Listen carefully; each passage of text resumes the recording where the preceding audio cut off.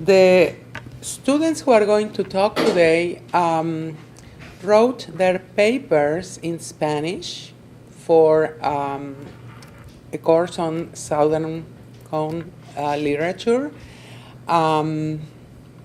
And one of the papers was written as part of an independent studies course. The first speaker is Natalia Barreto, and she will talk about Southern Cone dictatorships of the 1970s.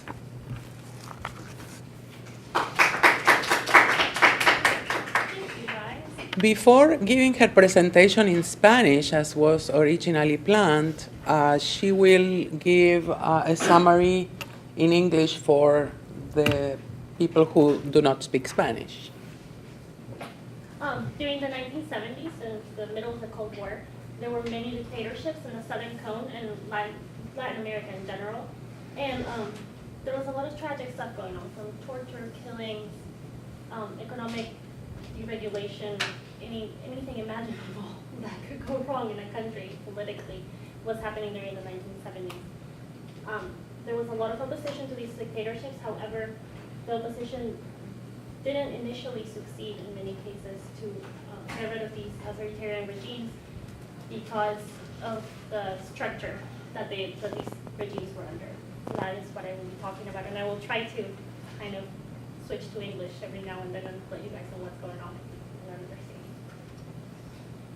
We're not your primary audience, so if it's in Spanish, it needs to be in Spanish. That's fine. This is, I'm going to give a little bit of context of what is going on. This is Che Guevara in the middle. I don't know if you guys know who that is, but he is a revolutionary. And from July 1953 to January 1959 in Cuba, he was part of the opposition. So, desde 1953 hasta 1959, el movimiento de oposición en Cuba para deshacerse del dictador Fulgencio Batista en plena medida comenzó en medio de la Guerra Fría. Esta fue la primera revolución exitosa que tomó lugar en Latinoamérica. Che Guevara, junto al presidente puesto por la revolución, cuando ellos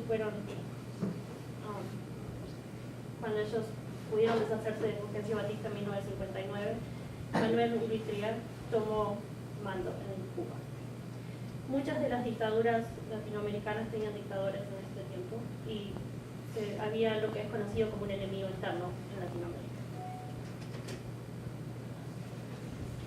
La Revolución Cubana mandó olas de shock por toda la región latinoamericana, lo cual preocupó a los Estados Unidos. Los movimientos sociales, las nuevas políticas económicas de regulación en Latinoamérica y las ideologías socialistas eran algunas de las características vistas en América Latina de estos tiempos. Los Estados Unidos respaldó varios golpes de Estado en América Latina, poniendo en lugar y respaldando gobiernos de ultraderecha. La doctrina de seguridad nacional estadounidense en América Latina veía a varias partes de la sociedad como subversivas. Agencias como la CIA no solamente respaldaban estos nuevos regímenes autoritarios, sino que también proveían servicios de inteligencia y empleados a estos regímenes. El operativo Cóndor funcionaba entre muchos de los países que eran partes de estos regímenes de ultraderecha. Estos gobiernos trabajaban en cooperación para deshacerse de los subversivos y limpiar a la población. El operativo se especializaba en mantener interconexiones entre todos los países de estas dictaduras. Tenía tres fases. La primera fase era coordinación, vigilancia e intercambio de información de los sujetos que eran políticos blancos entre los países. La segunda fase era operaciones entre países para transferir y desaparecer a los enemigos.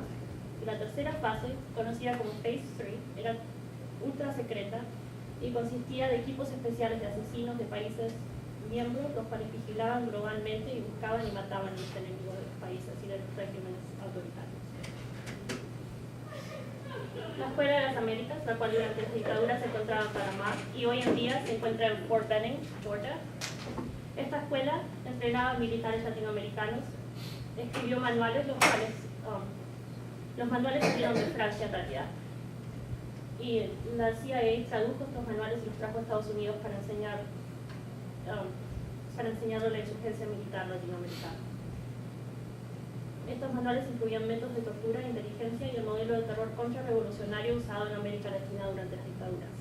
Otros métodos incluidos en el manual eran cyborg, guerra psicológica, lo cual fue diseñada por la CIA para combatir a los terroristas intelectuales. Una manera muy popular de guerra psicológica usada durante los 70 fue que cuando un familiar estaba preso y no daba información, traían a algún familiar de su familia, lo torturaban y lo hacían escuchar a la persona que estaba siendo torturada. Ahora esta parte de la presentación voy a mirar tres aspectos diferentes de la dictadura y de estos regímenes autoritarios en tres diferentes países. En Argentina voy a estar hablando de los campos de concentración porque estaban muy bien estructurados para que todo funcionara y para que socialmente la gente no pudiera escapar lo que era estos regímenes. Los campos de concentración y los quirófanos de tortura eran estructurados de cierta manera por servicios de inteligencia para poder extraer información de los subversivos. Una de sus partes eran las patotas, que eran los que iban a buscar a los prisioneros de sus casas y los traían a los campos de interrogación, de concentración. La segunda parte era la ceremonia iniciática, la primera tortura, que era muy importante porque era de la manera que podían extraer información y hacerle saber al prisionero qué era exactamente lo que le iba a pasar mientras estaba detenido. Usaban golpes y la picana, lo que es un aparato para poder dar shocks eléctricos a la gente que está siendo torturada. Los guardias eran otra parte de la infraestructura muy importante porque debilitaban moralmente a los prisioneros y se aseguraban de que se sintieran como que les estaban robando la identidad. Los guardias eran responsables de mantener a los prisioneros encapuchados, atados, encadenados y sin comunicación. Los prisioneros muchas veces estaban desnudos, así podían sentirse como animales y de esta manera la infraestructura podía quebrar al prisionero mentalmente. Los guardias también trasladaban a los prisioneros al quirófano de tortura. La última parte son los desaparecedores, que eran la gente que se encargaba de asesinar o de llevar a los prisioneros a lo que se llamaba el vuelo. El vuelo era básicamente se daban a los prisioneros, los llevaban al avión y los tiraban por la borda. Hoy en día todavía estas dictaduras, por supuesto, que siguen afectando a los países y existe una asociación llamada la Abuela de las Plazas de Mayo. Muchas de las prisioneras mujeres que estaban embarazadas murieron luego de haber dado luz, sin que sus familias supieran la ubicación de los bebés. Estos niños eran dados a los simpatizantes del régimen. Las abuelas de la Plaza de Mayo buscan sacar a la luz la verdadera identidad de estos bebés que nacieron durante la dictadura. Hoy en día ya se han encontrado más de 100 de sus nietos, pero hay como 700 en total. Muchos de los campos de concentración son hoy un espacio para la memoria, como la Escuela Mecánica de la Armada. El próximo país es Chile. Salvador Allende era presidente antes del golpe y tuvo 3 elecciones antes de ser elegido presidente en 1970, las cuales no ganó.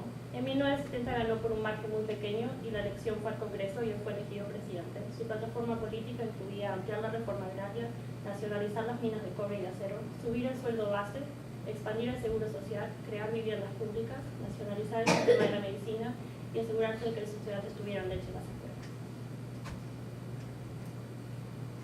Por supuesto que para los Estados Unidos un gobierno socialista como el de Allende no era una cosa conveniente en el medio de la Guerra Fría. No solamente en Chile también había compañías las cuales tenían contratos, como la compañía de Pepsi y la compañía ITT, las cuales iban a perder mucha plata con el gobierno de Allende por sus reformas. El Comité 40, presidido por Henry Kissinger, fue formado para evitar la elección de Salvador Allende. Usaron propaganda, radio, televisión, entre otras cosas, para asegurarse de que no fuera elegido. Una vez que Allende fue elegido, el comité se movió a poner suficiente presión en la población para poder deshacerse del presidente. La elección de Allende llevó el golpe de Estado respaldado por los Estados Unidos en 1963. Una huelga de transporte, lo cual llevó a escasez de comida. La gente estaba completamente desesperada y el gobierno de Allende se volvió una locura en el país de Chile. Pero es importante notar cómo eran estos gobiernos o estos dictadores implementados y cómo se mantenían estos regímenes donde había tortura, donde pasaba todo esto. Milton Friedman experimentó con lo que es conocido como el desastre del capitalismo con la economía chilena. Se conoce como el milagro de la economía chilena y luego pasó a ser un ejemplo para todo el mundo durante la época. Los Chicago Boys, estudiantes chilenos de Freeman, estudiaron en América y luego implementaron las políticas económicas capitalistas durante la dictadura de Pinochet. Hay tres olas del shock. El golpe de Estado, que fue cuando sacaron, en Chile fue cuando sacaron a Allende. El shock económico, que fue cuando implementaron la regulación económica. Y el shock de la tortura. La gente no hablaba porque sabía que si hablaban iban a terminar en el quirófano.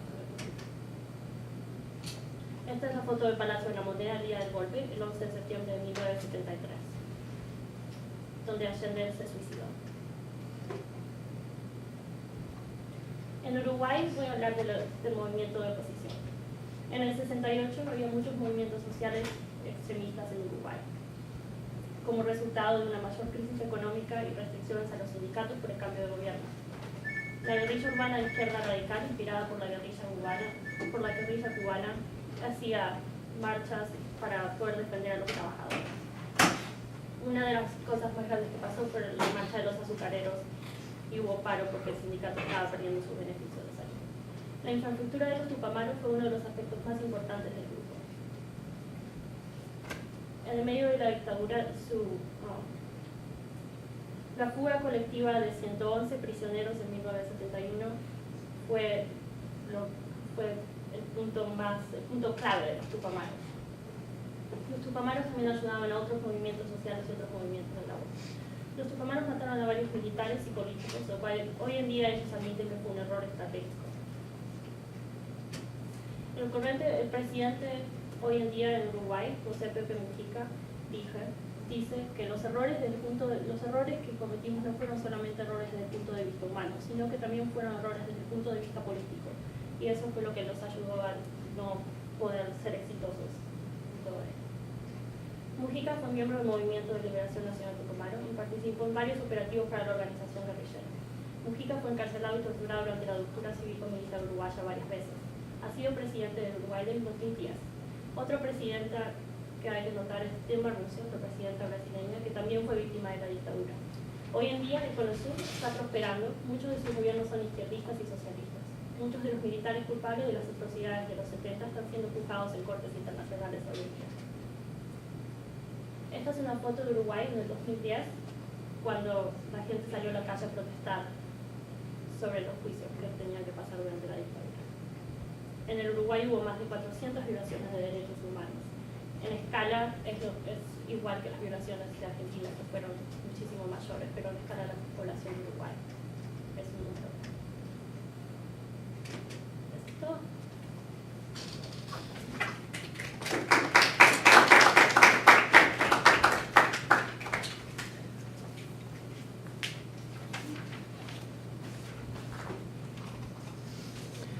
Thank you so much, Natalia.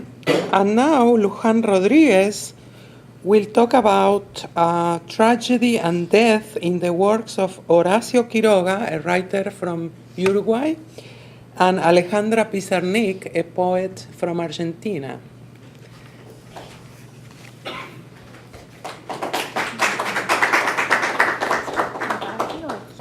Donde vos quieras. Aquí. And maybe you can give a summary in English Sí. for the people who Okay. don't understand Spanish. Thank you. Okay, so my paper is about the two authors that Dr. Pelling mentioned, Horacio Quiroga and Alessandra Pizarnik, and basically is about how their travel past has affected their literary work. Okay. El pasado está en los pasos dados, el presente la acción y el futuro a la vuelta de la esquina y sobre el mismo camino. Se dice que las acciones y los acontecimientos de uno en el pasado reflejan y afectan mucho al futuro de una persona. Personalmente yo estoy de acuerdo con esto. Cada humano crece junto a una familia y poco a poco se une a la comunidad, las cuales tienen valores y leyes que proponen, y nosotros con el transcurso del tiempo aprendemos a obedecerlas y seguirlas. Pero uno puede completamente cambiar psicológicamente por un hecho que sucede y uno inconscientemente no lo nota. Pero con el tiempo uno empieza indirectamente a reflejar y expresar ese hecho que ha ocurrido en algún punto de la vida. En el caso de los artistas célebres del siglo XX, Horacio Quiroga y Alejandra Pizarnik, el pasado no fue tan fácil y a lo largo de su vida fue una sombra gris que poco a poco los iba fastidiando en todo lo que hacían. Y esto lo puede ver sus propios lectores, los analistas de la literatura y por supuesto ellos mismos, ya que la literatura fue una forma en la que ellos pudieron desahogarse y expresar todo aquello que tenían guardado. Estos dos artistas han tenido un pasado muy similar, donde la tragedia no dejaba de ser sus mejores amigos y que con el transcurso del tiempo ellos dos fueron escribiendo sus obras y era visible que algo los había inspirado a escribir tan terribles historias. Empezando por la destacada melancólica poeta argentina, Alejandra Pizarnik. Ella tuvo una vida muy complicada, ya que tuvo problemas físicos acompañados de problemas de autoestima, y en un punto se hizo adicta a las anfetaminas.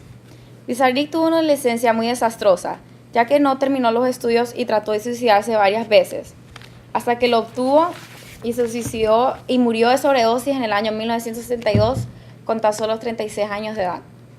Los poemas de esta única poeta viven hasta el día de hoy y son todavía apreciados por muchos. Pizarnik fue influenciada por Antonio Porcia y Arthur Rimbaud. Escribió varios poemas y novelas.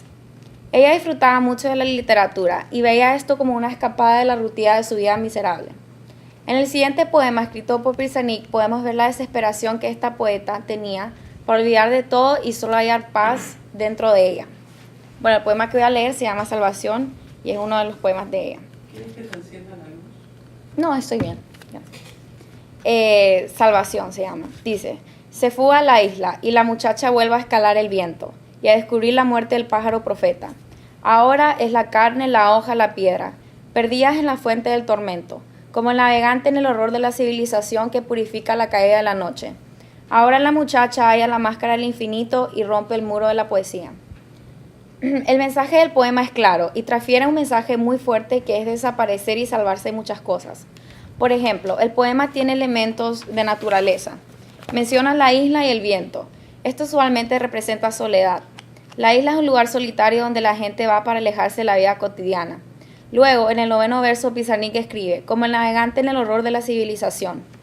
Esto claramente representa algo negativo hacia la sociedad, ya que usa la palabra horror y menciona a un navegante que está navegando en el horror de la civilización. Sin duda alguna, este poema tiene un tono oscuro y desde mi punto de vista refleja la personalidad oscura que Pizarnik tenía durante su vida. Ella estuvo rodeada de muchos problemas personales. Su vida en sí era una tragedia y estuvo constantemente tratando de quitarse la vida, lo cual la hizo, y esto puede ser un poema que ella escribió a través de ello y quería expresar lo que sentía en ese entonces. Otro poema muy claro de lo que le estaba sucediendo y que definitivamente refleja su estado de ánimo es el siguiente. Se llama La última inocencia. Dice, partir, en cuerpo y alma partir. Partir, deshacerse de las miradas, piedras opresoras que duermen en la garganta. He de partir, no más inercia bajo el sol, no más sangre anonadada, no más fila para morir.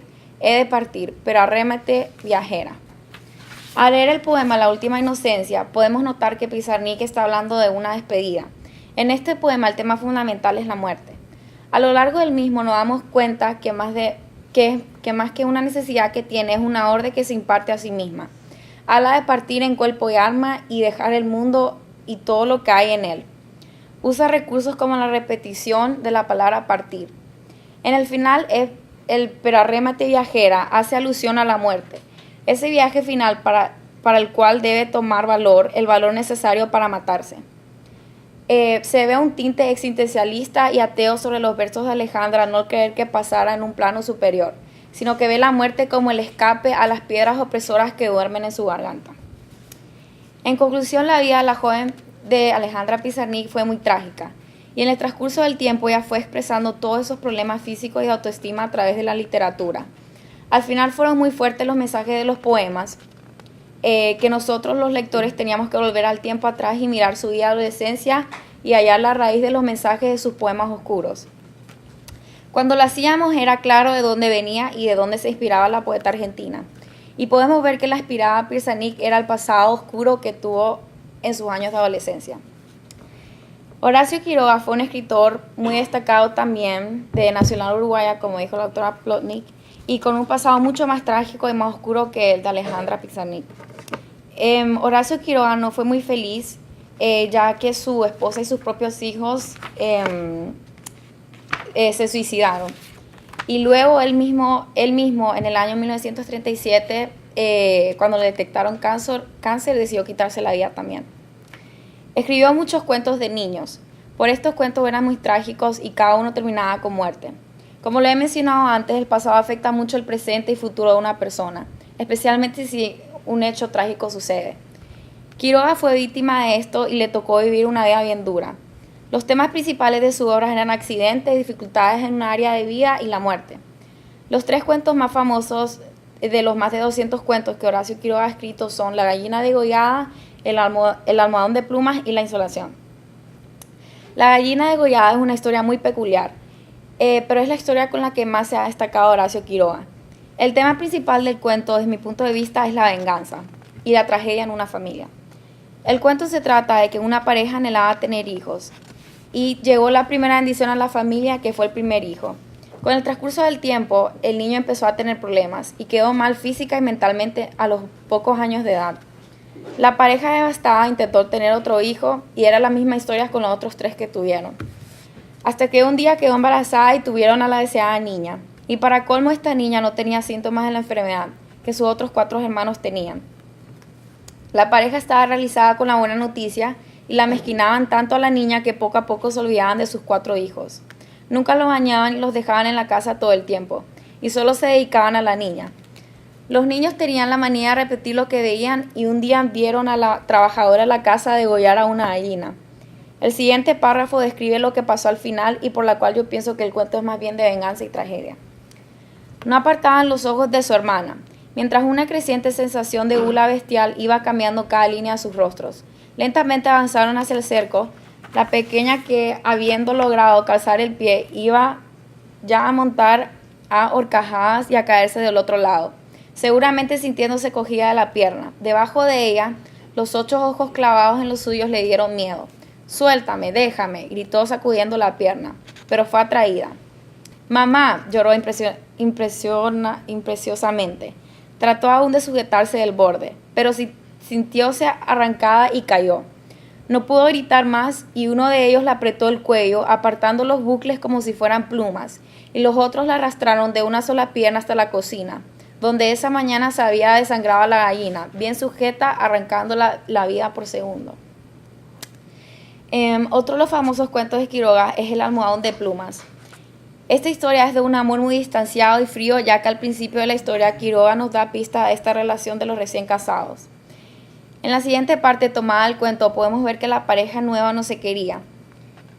Y dice, su luna de miel fue un largo escalofrío, rubia, angelical y tímida. El carácter duro de su marido heló sus sonadas niñeras de novia.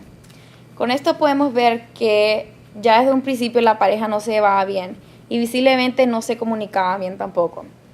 En el transcurso del cuento, Alicia, la esposa, se enferma y los doctores no sabían de qué exactamente provenían los síntomas que tenía. Al principio pensaban que era anemia, pero al final nadie se lo imaginaba ni ella misma porque ya estaba muerta. Pero la trabajadora de la casa descubrió un animal en la almohada de la señorita Alicia y resultó que el monstruoso animal le estaba chupando la sangre hasta acabar con ella.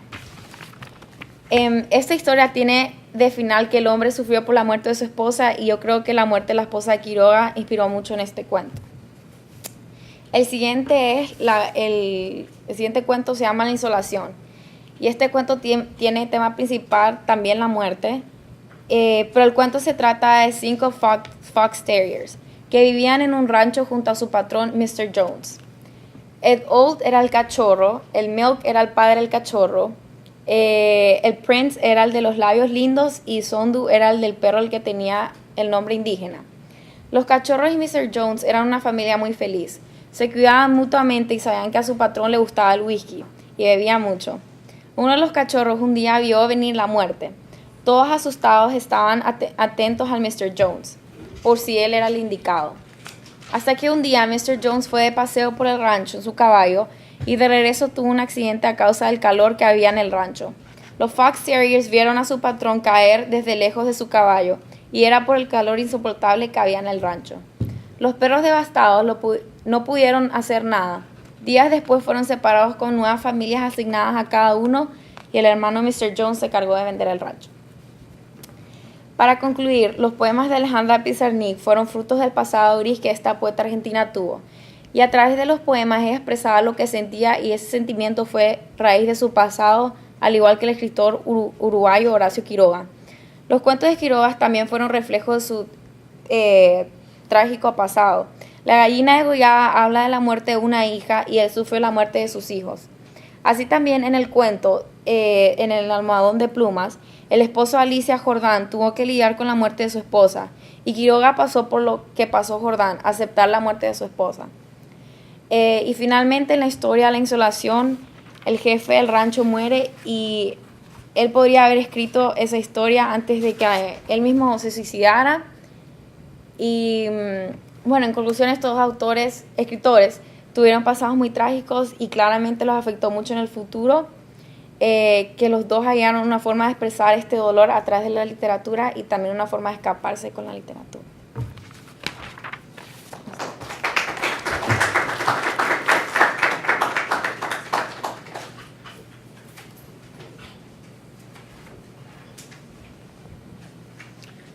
Thank you, Lujan.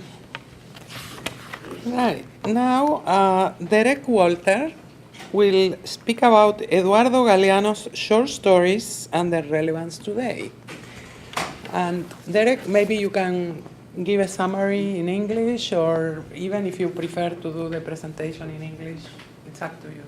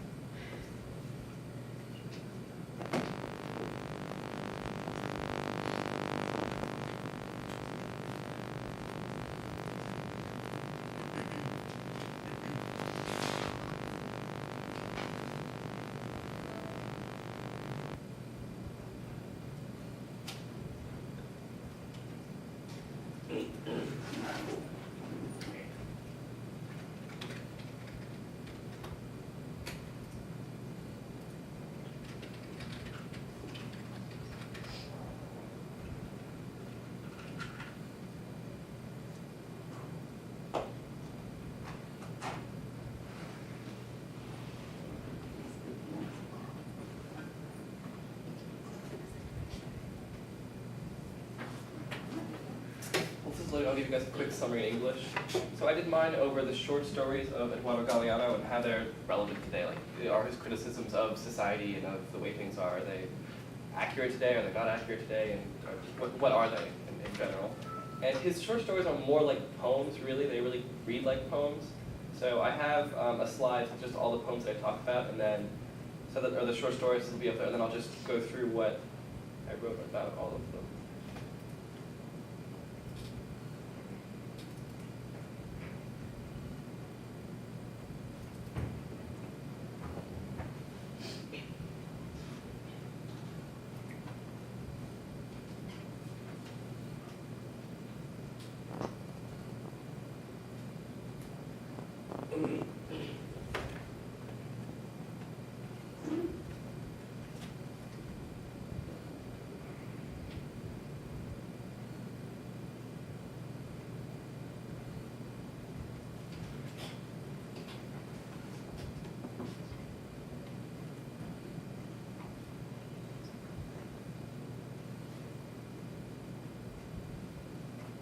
I'll go ahead and start reading while this is loading. Okay. Los cuentos cortos de Eduardo Galeano y su relevancia para el mundo moderno. Eduardo Galeano es uno de los autores más famosos de América Latina y en sus cuentos se encuentra una gran variedad de temas e ideas. Específicamente, muchos de sus cuentos tratan de la condición de la sociedad y también son críticos de la sociedad y gobierno. A pesar de que la mayoría de sus cuentos fueron escritos en el pasado, los tienen todavía una significancia para el mundo moderno y nosotros podemos ver que, poco a poco, ciertas cosas del mundo que Galeano fue crítico están empezando a cambiar y otras cosas han quedado lo mismo.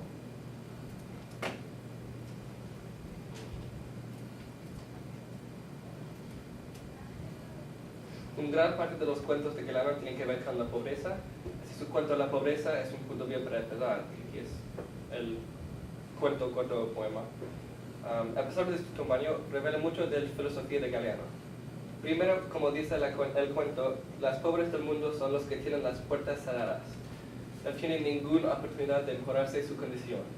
No tienen la culpa los pobres, sino que las personas que cierran las puertas, o en otras las ricas de la sociedad. También muestra la opinión de los jóvenes que tiene Galeano, que los niños son los más inocentes y tienen cierta sabiduría del mundo.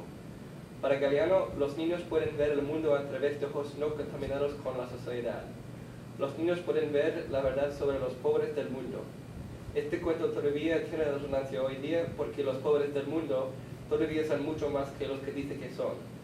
No ha sido una revolución tan grande en la sociedad que ha resultado en la eliminación de la pobreza. Otro tema muy central en los cuentos de Galeano es las mujeres. En su cuento Mujeres, Galeano habla de toda la opresión de las mujeres durante todas las épocas. Él escribe cómo toda la estructura de la iglesia sirve para dar la culpa a la mujer y de reducir su posición, como dice Galeano, a la triste condición del espaldo de silla. Él enfatiza los tres papeles de mujeres: hijas obedientes, madres abnegadas, esposas resignadas.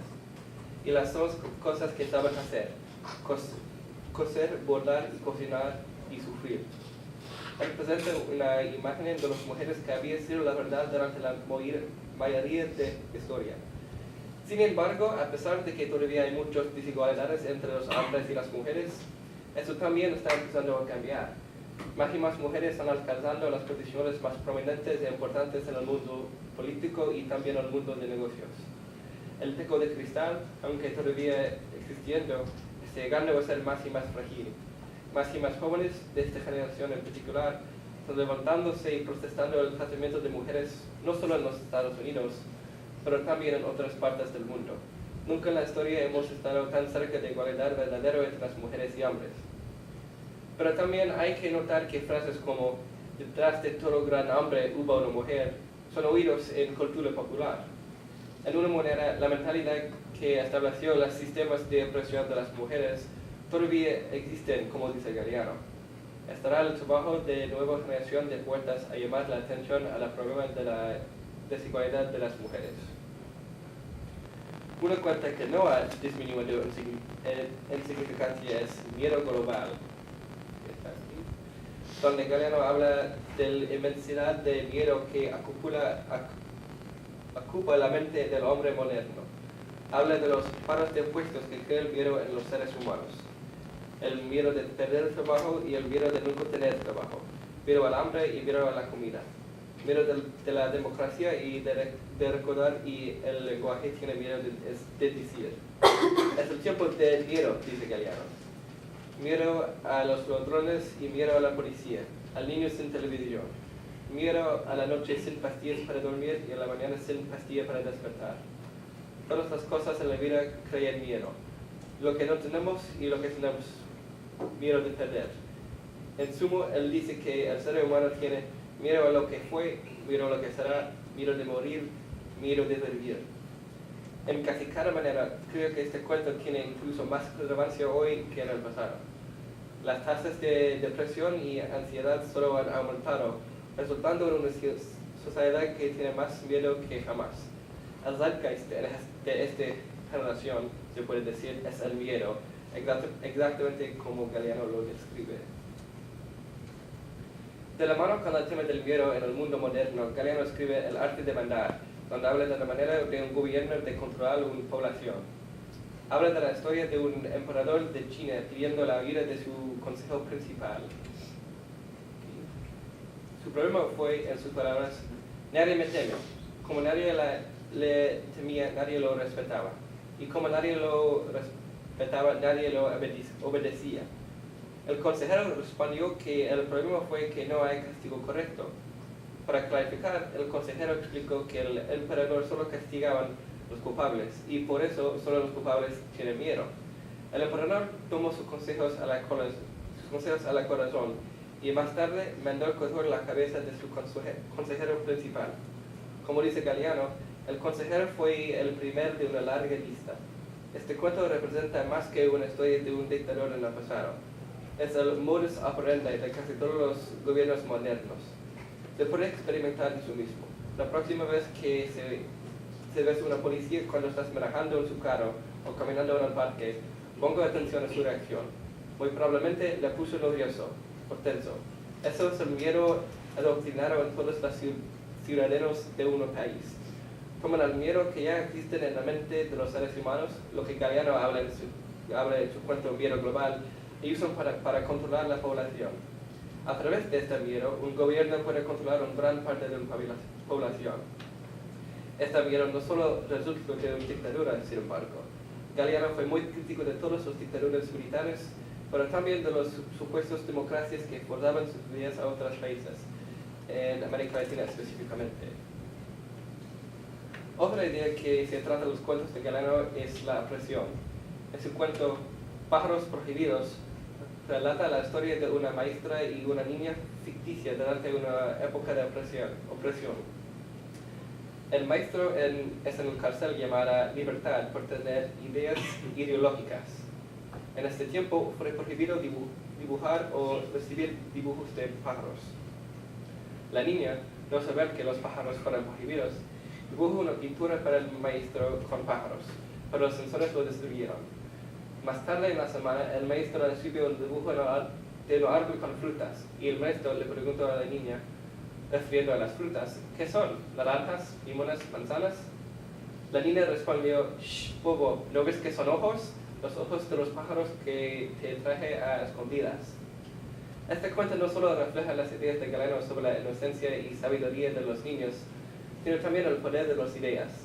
A pesar de que el gobierno trataban de expresar ideas de libertad a través de la prohibición de dibujos de pájaros, las ideas no son olvidadas o abandonadas, y una sola niña pudo burlar todos los censores.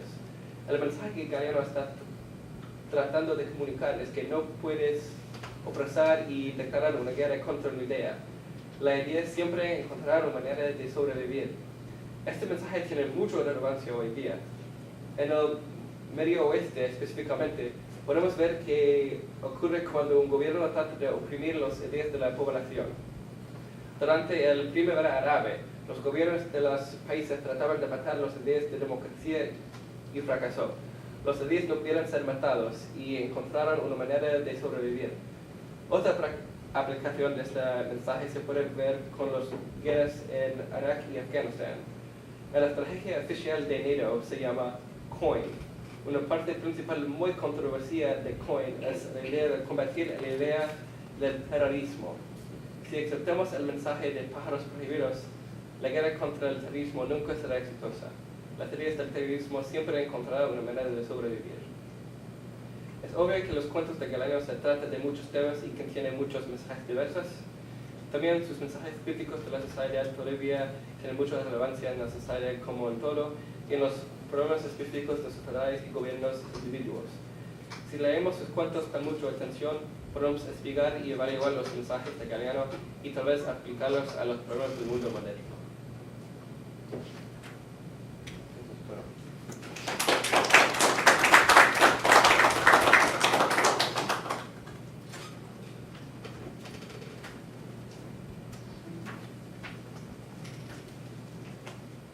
Thank you, Derek.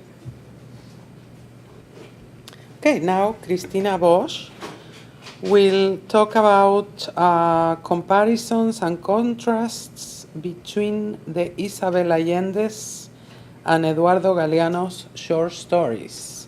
The first one from Chile and the second one from Uruguay. Do you want the light on or off? On? Oh, okay.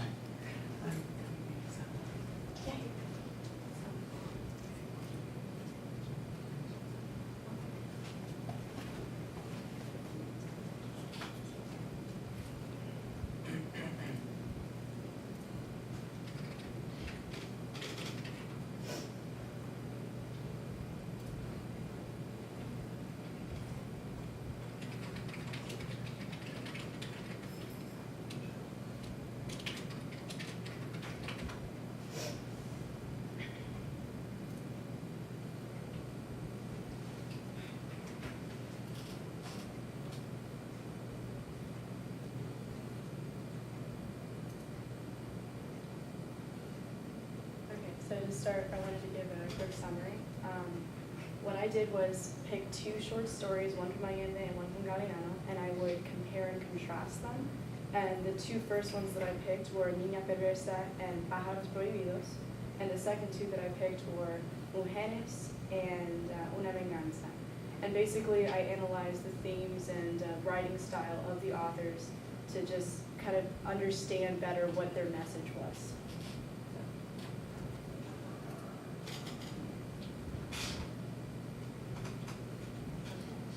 Y para empezar, yo quería darles un poco de información.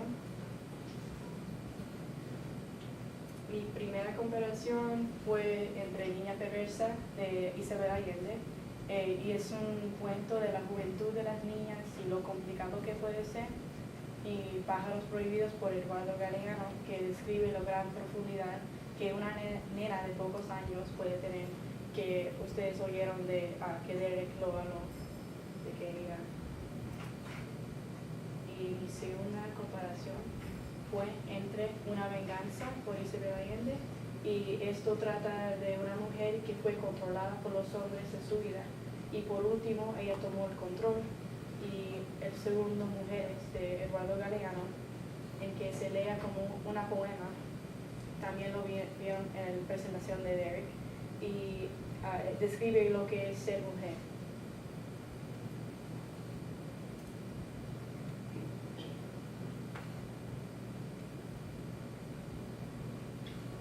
Mis ideas y mi tesis. Mis ideas para este análisis fueron inspiradas por los temas que los autores usaron. Eduardo Galeano y Isabel Allende utilizaron el tema de las personas femeninas en la sociedad. Ellos dos pusieron en sus obras situaciones e ideas como las mujeres y las niñas, de cómo las mujeres y las niñas son vistas en sociedad y cómo ellas mismas se ven. Las personajes que son las protagonistas de las historias, y también el estilo de escribir las obras fueron los puntos importantes de mi análisis.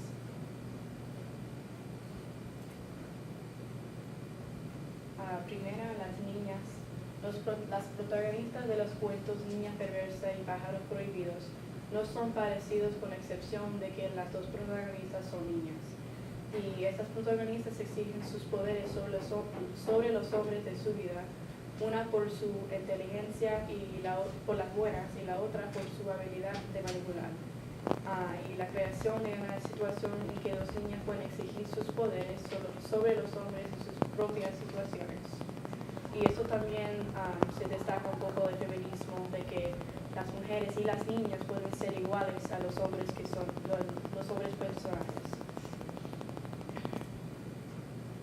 La segunda, las mujeres. En Una Venganza, el hombre con quien la protagonista interactúa piensa que él le puede obtenerla de manera brutal y que ella lo siguiera. Y en Mujeres, por otro lado, el tema indica cuán difícil es ser mujer, obligada a obedecer a los hombres si fuera menos que cualquier hombre.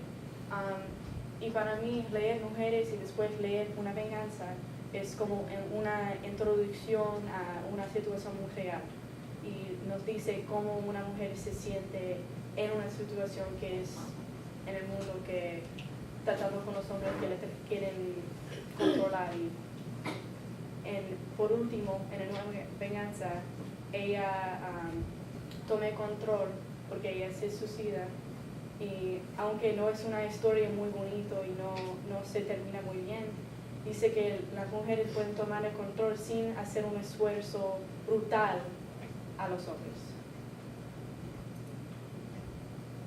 Y el tema del feminismo. En los 4 cuentos hay un tema repetido del feminismo. Allende lo analiza como un paralelo al mundo real, con la creación de personajes quienes tratan con situaciones enredadas y cuales lo superan con el tranquilo poder de una mujer, como yo dice, no hacer mucho esfuerzo físico, sino hacerlo con su mente. Y Galeano da un reconocimiento a los personajes femeninos, quienes tienen cualidades mismas y no diferentes a los personajes masculinos.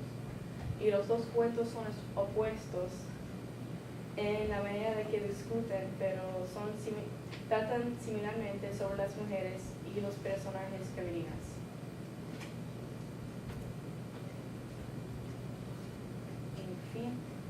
Los dos están detallando un tema que llega a los lectores de manera variada. Galeano trata de alcanzar la atención del lector de manera amplia, al contrario de Allende, quien quiere hablar de situaciones y personajes específicas. De estilo distinto, los dos han alcanzado a escribir de personajes femeninas que tienen el mismo, sino más poder que los personajes masculinos.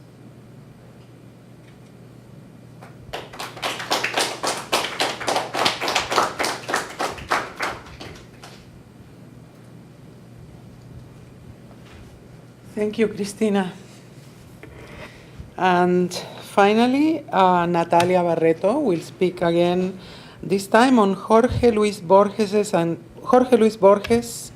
his relevance in the 21st century.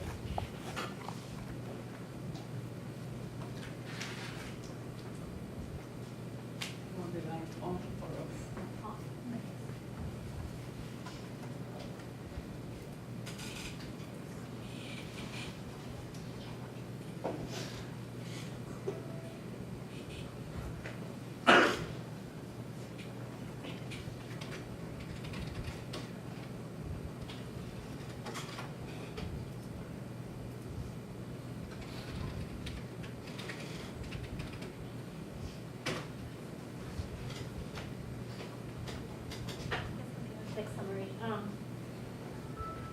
And today we live in a world full of corporatism industries that have taken war to a whole new level of practically business. And whenever I read Jorge Luis Borges, you'll see that in his literature, he is known as fantastic literature, and he presents a lot of fusions of reality and fiction. When I read his stories, all I could think was, wow, this man is really speaking about what is going on today. And I will never know if that was his intent, but I compared it to the ideas of two authors, Canadian author Naomi Klein, who speaks of how corporations control the world, basically, and the British author David Icke, who speaks about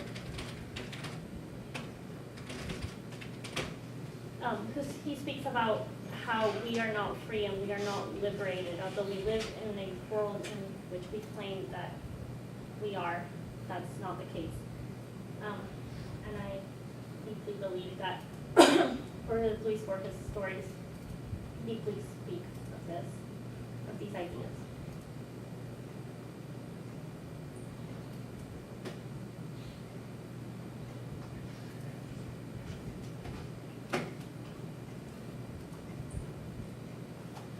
La literatura borgiana es conocida como literatura fantástica y su contiene fusiones de la ficción con la realidad, todo esto abarcando las ideas filosóficas de Borges. Los cuentos de Borges ilustran estas ideas y aluden a ciertas preguntas sobre la vida, el mundo, el conocimiento humano. Los cuentos Thon, Ukvar Orbis Tetum, las ruinas circulares y la lotería en Babilonia hoy en día siguen siendo extremadamente relevantes. Voy a compararlo con la autora canadiense Naomi Klein y con el autor británico David Icke. En el primer cuento se pueden observar la construcción de una realidad. El segundo cuento muestra el control de algo mayor que los seres humanos.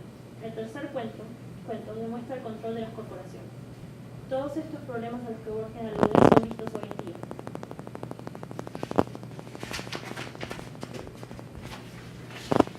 La trama del cuento Thon, Ukvar Orbis Tetum es muy interesante para ser comparada con las ideas de David Icke. Icke expresa en sus libros la idea del mundo como una ilusión.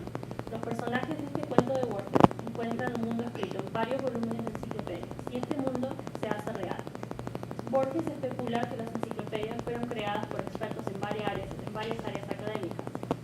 Se conjetura que este Brave New World es una obra de una sociedad secreta de astrónomos, de biólogos, de ingenieros, de metafísicos, de poetas, de químicos, de algebristas, de moralistas, de pintores, de geómetras, dirigida por un oscuro hombre genio.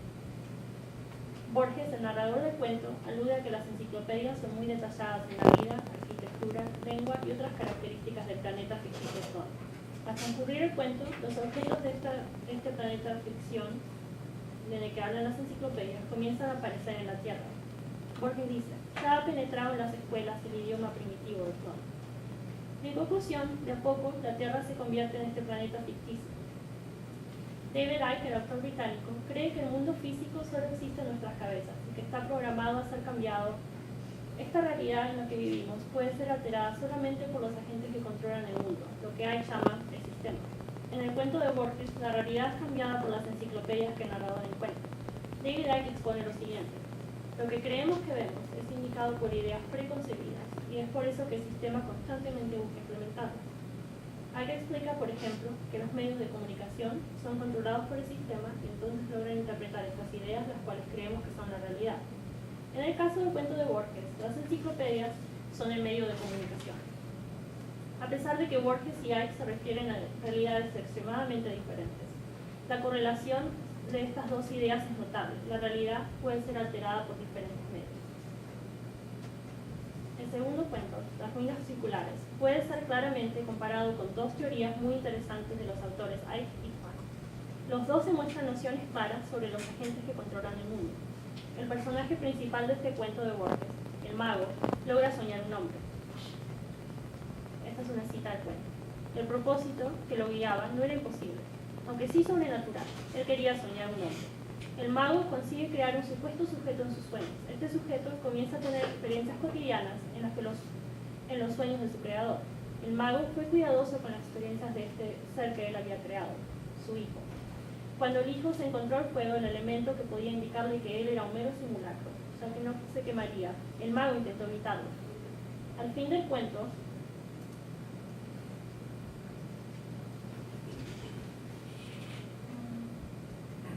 el mago fue cuidadoso con las experiencias de su ser que él había creado.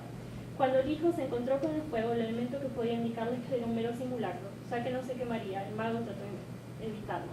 Al fin del cuento, el mago se da cuenta de lo que también debe ser se da cuenta de que él también es una creación de otra gente, es decir, el sueño de otro personaje, porque él también se encuentra con fuego. Esta es una cita directa del cuento. El mago caminó contra los jirones del fuego. Estos no mordieron su carne. Estos lo acariciaron y lo inundaron sin calor y sin combustión. Con alivio, con humillación, con terror, comprendió que también era una apariencia que otro estaba soñando. En conclusión, la vida del mago era también un simulacro, una ilusión controlada por otro agente exterior. Esto hace que el lector se pregunte, ¿quién controla la sociedad? ¿Tenemos libertad? Obviamente, en esta historia la vida del mago fue una ilusión, que a su vez se había creado otra ilusión en sí misma. También David Icke es un gran defensor de la teoría de que el mundo está controlado por una élite. En sus obras se expone que el mundo está controlado por muy poca gente de mucho poder, los cuales no dejan que la gente vea y controle su propio ser. Icke alude que la gente no tiene libertad. Hay algo más poderoso que los individuos, lo cual controla la ilusión que es este mundo. La idea de Naomi Klein es diferente a la de Icke, pero se asemeja en su esencia. Klein es partidaria de la teoría de que las corporaciones dominan el mundo, es decir, ella define a las mismas como los verdaderos centros de poder en nuestro planeta. Muchas de las corporaciones norteamericanas controlan los gobiernos, las leyes, las guerras y hasta los resultados de desastres naturales. Klein dice, gran parte de la política exterior estadounidense, en otras palabras, es un ejercicio de proyección de masas, en la que la pequeña parte egoísta combina sus necesidades y deseos con las de todo el mundo. Como se puede ver en el cuento de Borges, hay otros agentes que controlan la vida cotidiana de esta sociedad. El cuento La lotería en Babilonia es tal vez uno de los más interesantes y relevantes hoy en día. La trama es muy interesante. Habla de una lotería la cual fue implementada en Babilonia cuando los mercaderes, luego llamados la compañía, comenzaron a perder dinero con la misma. Entonces comenzaron a reformarla. La primera reforma dejaba dos opciones al comprador: ganar una suma o tener que pagar una suma. La segunda reforma jugaba con elementos como la libertad de la población de Babilonia y otros castigos crueles.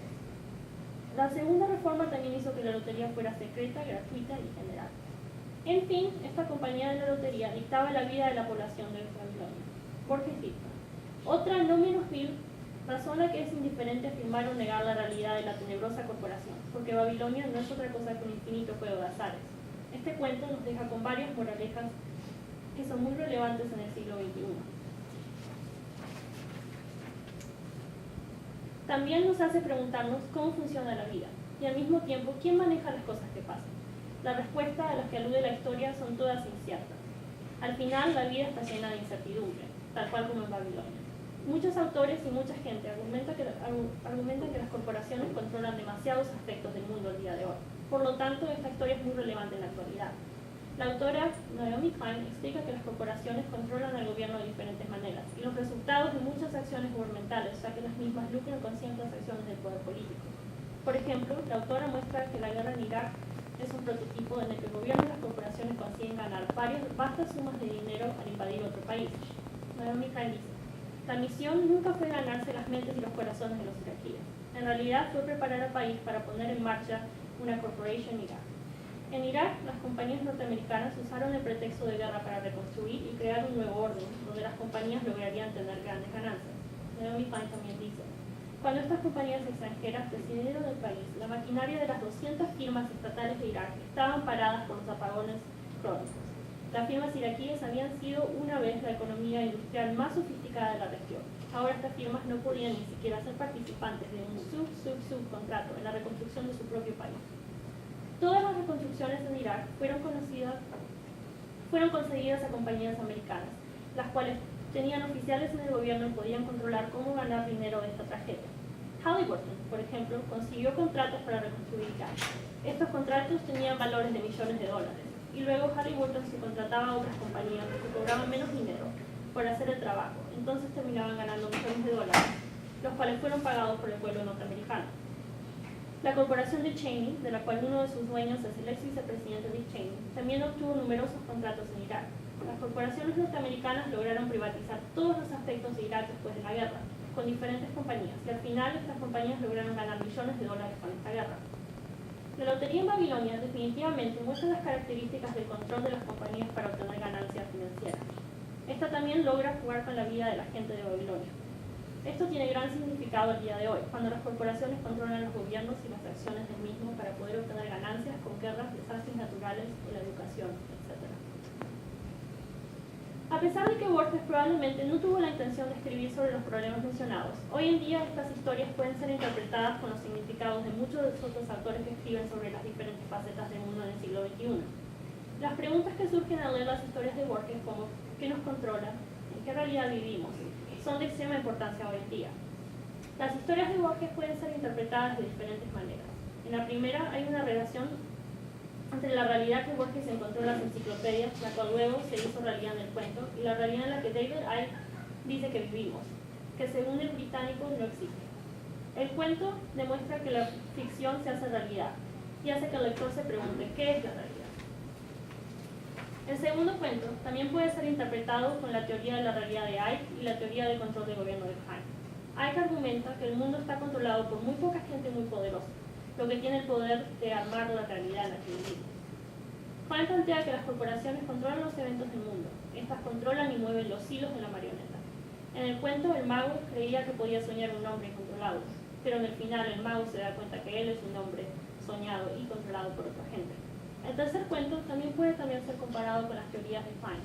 Ella explica varias veces y con varios ejemplos que las corporaciones tienen control de los gobiernos y las acciones que toman. Uno de los ejemplos más recientes es la guerra en Irak, de la cual muchas corporaciones se han beneficiado. En el cuento, las corporaciones deciden el destino de los jugadores de la lotería. En conclusión, las historias de Borges pueden ser interpretadas hoy en día de diferentes maneras. Las historias de Borges no son solamente significativas en lo literario, también son importantes como obras filosóficas interpretadas a la luz de los problemas hoy en día.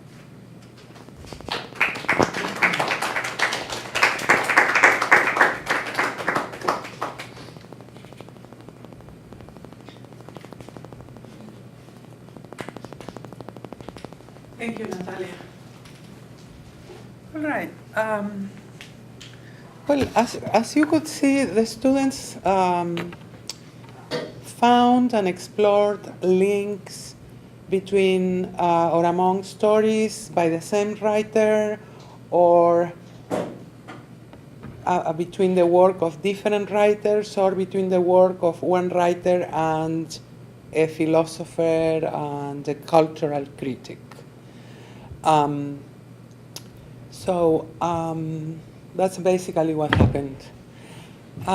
If you have any questions or comments, either in English or in Spanish, they are welcome.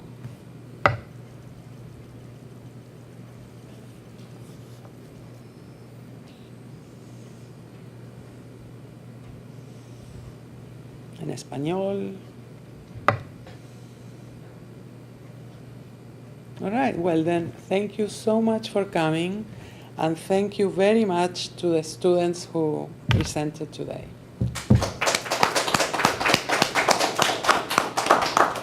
Gracias.